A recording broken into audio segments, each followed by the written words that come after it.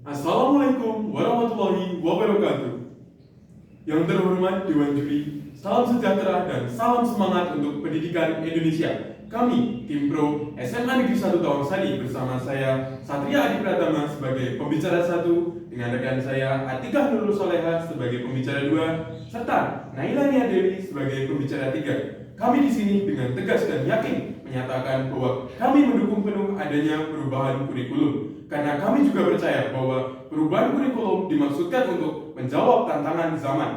Kami juga akan menjabarkan porsi yang telah diberikan, yaitu tantangan perubahan kurikulum. Tantangan perubahan kurikulum sendiri menuju pada yang pertama, yaitu hambatan ataupun kesulitan yang akan muncul apabila diadakannya perbaruan ataupun perubahan dari kurikulum itu sendiri. Di sini kami membawakan 3 argumen utama. Yang pertama, definisi serta konteks. Yang kedua, tantangan dalam perubahan kurikulum. Yang ketiga, implementasi nyata perubahan kurikulum. Mengapa perubahan kurikulum harus dilakukan? Bahwasanya perubahan kurikulum harus dilakukan. 1. Karena dunia berubah, maka pendidikan juga harus berubah. World Economic Forum pada tahun 2023 pernah menyatakan, memprediksi bahwa 44% keterampilan pekerjaan akan berubah dalam waktu 5 tahun mendatang. Apabila di Indonesia sekarang ini tidak segera berubah, maka kita sama saja melakukan pembelajaran masa lalu untuk menyambut masa depan. Itu akan menjadi sangat berbahaya. Yang kedua, bahwasanya evolusi perubahan kurikulum telah terjadi dari masa ke masa. Dari kurikulum 2006 KTSP hingga sekarang direncanakannya deep learning, di mana pada kurikulum KTSP berfokus pada materi sehingga capaian juga tertuju dan terfokus. Selanjutnya adanya kurikulum K13 yang mulai menambahkan unsur saintifik, tapi masih terasa sangat kaku. Berikutnya munculnya kurikulum Merdeka yang sudah mulai ada proyek sehingga siswa difokuskan dan dipilih bakat minatnya masing-masing, serta penguatan profil pelajar Pancasila mulai ditonjolkan. Dan untuk menyempurnakan kurikulum Merdeka tersebut direncanakannya deep learning, di mana berfokus pada konseptual yang mendalam. Diharapkan siswa dapat berpikir kritis dalam menghadapi segala masalah, termasuk solutif serta kreatif.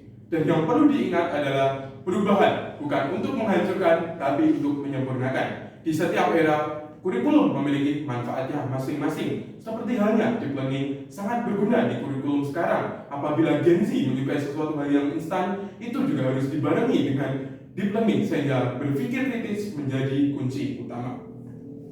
Perubahan merupakan bukti kemajuan, bukan dianggap sebagai kegagalan. Seperti halnya Finlandia dan Singapura yang telah rutin mengganti kurikulum mereka dalam jangka waktu 5-10 tahun yang dimaksudkan untuk menjawab tantangan dunia. Apabila Indonesia tidak segera berbenah, maka Indonesia akan tertinggal dalam persaingan global. Dampak positif perubahan kurikulum sendiri telah kita rasakan, seperti halnya guru yang sekarang tidak hanya menjadi pengajar, tetapi menjadi fasilitator yang membimbing siswa agar dapat berpikir kritis.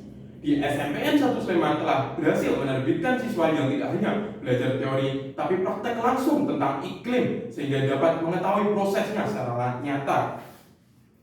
Kami, tim Pro, dengan tegas menyatakan perubahan kurikulum adalah keharusan, bukan pilihan. Implementasi dalam perubahan bukan halangan, tapi cara kita untuk menjadi lebih kuat dalam berinovasi. Indonesia butuh sistem pendidikan yang dinamis, bukan statis untuk menjawab perubahan zaman. Berubah hari ini untuk memenangkan masa depan. Heraklitus pernah menyatakan, tidak ada yang abadi selain perubahan itu sendiri. Terima kasih.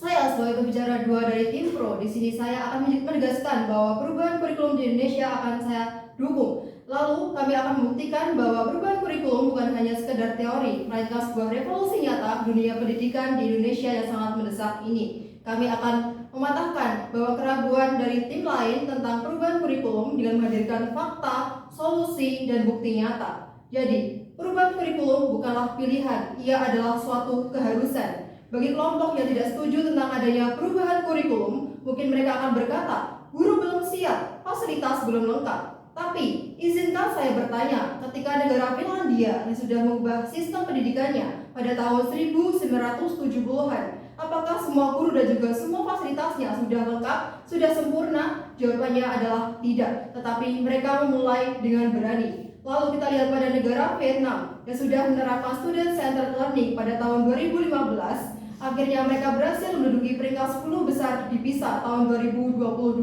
mengalahkan Amerika dan juga Eropa. Dikutip dari OECD tahun 2022, mereka belum sempurna, tetapi mereka berani untuk berubah. Bagi kelompok yang tidak setuju tentang adanya perubahan kurikulum, mungkin mereka akan mempermasalahkan tentang fasilitas yang ada. Tetapi apakah kurikulum seperti The Learning membutuhkan lab yang canggih, lab yang mewah? Jawabannya adalah tidak. Saya memberikan contoh seperti di daerah NTT, siswa X dari pedalaman, mereka belajar sains dengan menggunakan alam sekitarnya, seperti menganalisis cuaca, mengamati pertumbuhan tanaman, dan juga membuat proyek daur ulang. Dan hasilnya mereka menjadi juara sains internasional tahun 2023. Lalu selanjutnya di SMK Surabaya, guru menggunakan metode problem based learning untuk memperbaiki mesin motor bekas. Siswa tidak hanya paham akan teori, tapi langsung menciptakan solusi nyata. Saya akan memberikan contoh nyata dari keberhasilan penerapan deep learning di berbagai negara. Yang pertama adalah Singapura. Singapura telah menerapkan deep learning dalam pembelajarannya, yang menekankan bahwa siswa harus berpikir kritis, reflektif, kolaboratif, dan juga sosial emosional. Dan bukti nyata dari keberhasilan deep learning di Singapura adalah Singapura berhasil menduduki posisi teratas pada PISA tahun 2022. Siswa-siswanya juga dapat berpikir kritis dan juga dapat menyelesaikan problem yang sangat kompleks. Lalu negara yang kedua adalah negara Australia, di mana di negara Victoria ini berhasil menerapkan deep learning dalam strategi pembelajaran berdampak tinggi. Dan contoh keberhasilannya adalah sekolah-sekolah yang telah menerapkan strategi ini akan meningkatkan signifikan hasil belajar siswa tentang literasi dan juga numerasi. Saya menegaskan bahwa kurikulum di Indonesia tidak sepenuhnya berubah, tetapi mengalami pengembangan dari kurikulum deep learning atau pembelajaran secara mendalam yang mendorong para siswa untuk dapat berpikir kritis, solutif, dan juga kreatif. Bagi kelompok yang tidak setuju tentang adanya perubahan kurikulum, mereka hanya akan berfokus pada tantangannya saja, tetapi kami akan berfokus pada adanya solusi. Jika para guru belum siap, maka kita dapat menggunakan digital coaching seperti di daerah Banyuwangi. Guru-guru dilatih via WhatsApp group dan juga via Zoom oleh mentor-mentor dari berbagai universitas. Dan hasilnya 65% guru menjadi lebih percaya diri untuk menerapkan pembelajaran aktif bagi siswanya. Dikutip dari LPMP tahun Jawa Timur tahun 2023. Lalu, jika orang tua hanya peduli pada nilai, maka ajaklah mereka untuk terlibat dalam proses belajar anak. Contohnya di Bali, sekolah mengadakan Project Exhibition Day, di mana orang tua melihat langsung proses kreativitas anaknya. Dan dampaknya, 80% orang tua kini lebih menghargai proses belajar anaknya. Data dari Distrik Bali tahun 2024. Terdapat ancaman jika kita tidak segera berubah. Tidak ada waktu untuk ragu-ragu. Menurut McKinsey tahun 2024, 40% pekerjaan di Indonesia akan digantikan oleh AI jika kita tidak mau berkembang dan juga meningkatkan skill kita di era teknologi saat ini. Bayangkan, generasi yang hanya bisa menghafal akan kalah dengan robot. Lalu generasi yang terlatih berpikir kritis, kreatif, dan juga solutif akan menjadi pemimpin di era digital saat ini. Pilihan kita adalah apakah kita mau berubah ataukah tetap di zona nyaman dan tertinggal selamanya. Dan kami yakin kami memilih untuk berubah. Terima kasih. Saya sebagai pembicara 3 ingin menegaskan kembali bahwa kami memilih untuk perubahan kurikulum. Perubahan kurikulum dari K13 ke kurikulum Merdeka adalah peningkatan kebebasan bagi guru dan sekolah untuk merencanakan pembelajaran. Kurikulum Merdeka mendorong untuk para siswa memiliki pembelajaran yang aktif serta kreatif dan memberi siswa peluang untuk memilih pembelajaran sesuai minatnya. Kurikulum Merdeka menekankan guru sebagai pusat perubahan, mendorong mereka akan lebih aktif dalam menerapkan dan merancang pembelajaran. Perubahan kurikulum bukan hanya tentang nilai, tetapi dengan proses pembelajaran. Perubahan kurikulum Merdeka juga memiliki berbagai tantangan, salah satunya penyesuaian metode dan evaluasi serta adaptasi bagi semua pihak. Maka dari itu muncullah deep learning, yaitu pembelajaran yang lebih mendalam.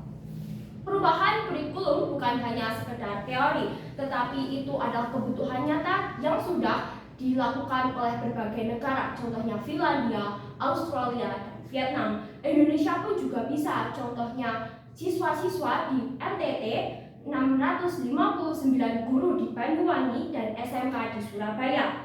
Mari kita dukung perubahan kurikulum untuk pendidikan dunia saat ini lebih maju. Kami sebagai tim pro menegaskan kembali bahwa kami memilih untuk berubah. Wassalamualaikum warahmatullahi wabarakatuh.